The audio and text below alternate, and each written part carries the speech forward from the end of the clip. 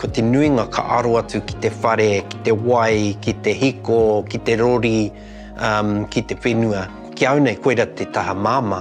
Engari, i wainga i ngā whānau, me mārama ki te take i tū mai ai tērā papakainga.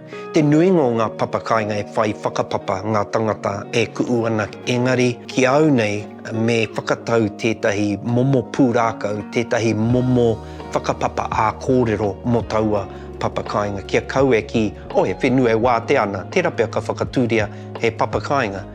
Ahua waimari e mātou i roto pariaka ko ngā kōrero pēnei, mau ngā rongo ki te whenua, mau ngā rongo ki runga i te tangata. E rā momo kōrero, kei reira te tuāpapa o tēnei kāinga. Nō reira, ko tētahi o ngā mea tuatahi i te wā e whakaaro atu ana i tētahi papakainga. Hea te tuāpapa, hea te kōrero tuku iho, e whakatauira ana i te whāinga ki anoho tahi ngā whānau.